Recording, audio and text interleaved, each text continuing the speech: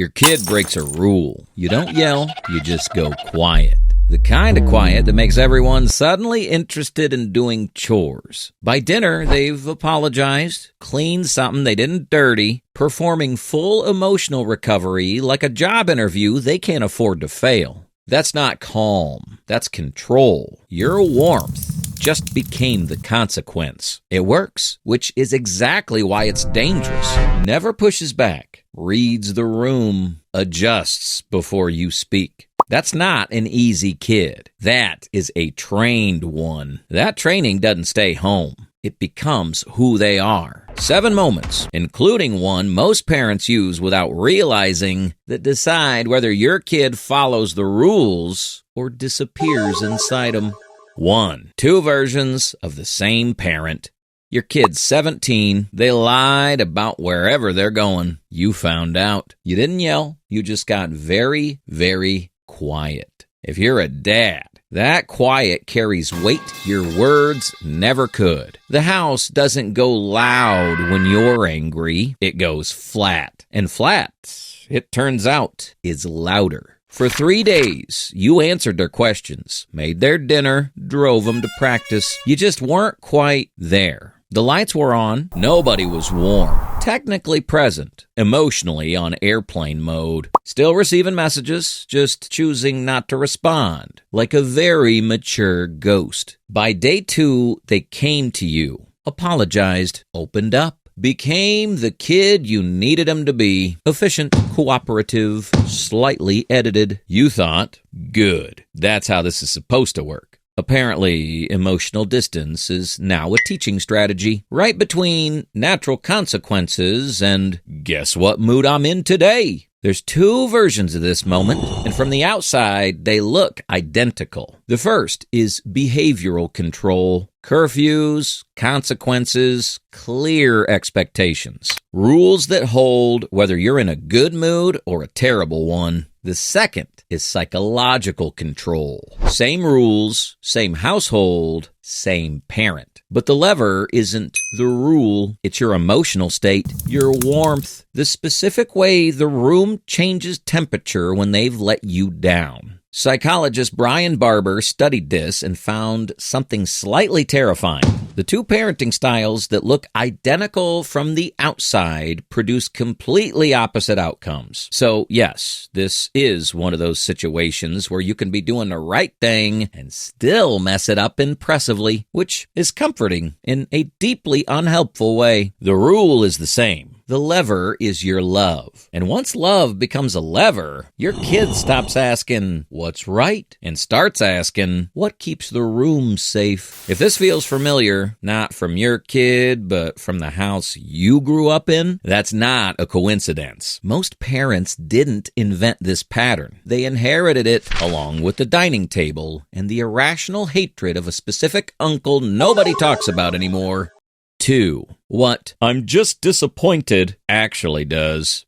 Here's what psychological control sounds like in practice. I'm not mad, I'm just disappointed, which is parent code for I have weaponized vibes. No yelling, no consequences, just emotional Wi-Fi slowly disconnecting. You mean it genuinely, but your teenager doesn't receive a feeling, they receive a verdict. Their brain doesn't log, I made a bad choice. It logs, I am the problem, which is not a great lesson. So they fix it fast. Back to helpful, apologetic, agreeable, the emotional equivalent of a factory reset. Everything wiped, default settings restored, ready for inspection. Except somehow the anxiety files survive every time. You think that worked. What actually worked was the threat, not the lesson. Just the one their nervous system registered the second your warmth changed register. If I don't fix this, I lose them. None of that's calculated. It's just what scared, exhausted parents look like when they're being human, which is exactly why most parents never notice the switch happened. You weren't being manipulative. You were being a Tuesday. And unfortunately, Tuesdays are where most personality traits are formed. Most parents will recognize this and move on. The few who don't are the ones their kids actually talk to later.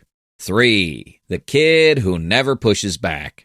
Now, here's the part that takes a second to land. The teenager who argues with you, who pushes back, slams the occasional door, renegotiates every single rule, is doing something developmentally healthy, annoying, absolutely, spiritually exhausting. A full-time debate club you never agreed to host, with no breaks, no budget, and somehow always in session at 10 p.m., and somehow always winning with arguments that make 0 sense and 100% confidence, but they're practicing having a self that's separate from yours. The teenager who tracks your mood before you even know what it is, who adjusts the second they sense disappointment approaching, who never pushes back on anything, that kid has found something more efficient than arguing. Why argue when you can just become whoever doesn't rock the boat? It's faster and way more invisible. They're not doing it to manipulate you. They're doing it because arguing with you felt like gambling was something they couldn't afford to lose. They learned to predict and prevent, and the world rewarded them for it. Teachers, relatives, other parents, everyone called it maturity. Nobody called it what it was. The world's most polite red flag. Looks great on report cards, slightly concerning in therapy. Follow these kids into adulthood and something predictable happens. Difficulty making self-directed decisions. Defaulting to other people's judgment. Trouble with closeness in relationships. Agreeable at 17. Unable to locate their own wants at 25. Extremely good at knowing what everyone else in the room needs. Completely stumped by what they want for dinner. The real feelings go somewhere else, to the group chat at midnight, where someone called Josh Fire is apparently the most emotionally available person in their life, which is not a sentence you want to unpack, ever, ideally. To the locked notes app with no title. To the therapist they'll eventually find at 26, trying to figure out why they apologize for everything, why they can't say what they actually want, why they're always reading the room before they're honest in it. Psychological control is consistently linked to depression and anxiety in teenagers across cultures and across decades. And quiet feelings in a teenager are easy to mistake for maturity. They're not maturity. They're efficiency. They've gotten efficient at not costing you anything. Employee of the month. No salary, no equity. Performance review. Great at not having needs. 4. What gets constructed by the time they leave.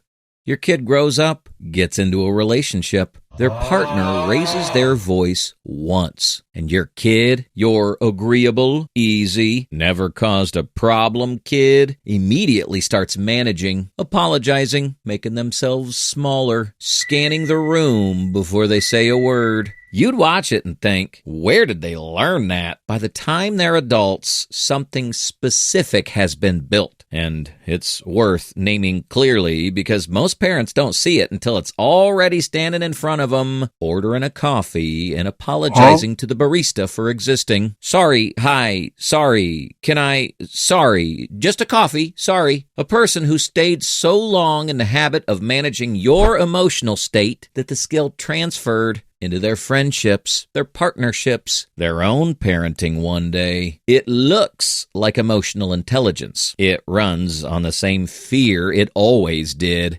just better dressed. Kids raised under sustained psychological control were more likely, in studies conducted years after leaving home, to use similar control tactics in their own relationships or to default to complete surrender, because those were the only 2 moves they'd practiced: manage the other person or give in. Not honest expression, not conflict that ends in repair, just management and surrender. That's not coincidence. That's what they learned at dinner. At the table, you all sat around together, the one that looked from the outside like a perfectly normal family. 5. What you can actually do this week. Most parents don't realize they're doing this, which is why it keeps working. The behavioral limits stay exactly where they are. Curfews, consequences, expectations, screens, All of it stays. What changes is what the limit is attached to. You can't stay out past midnight is a rule. You can't stay out past midnight, and I love you the same whether you follow it or not. That's the same rule with the lever taken out, which sounds obvious until you try to say it while you're annoyed.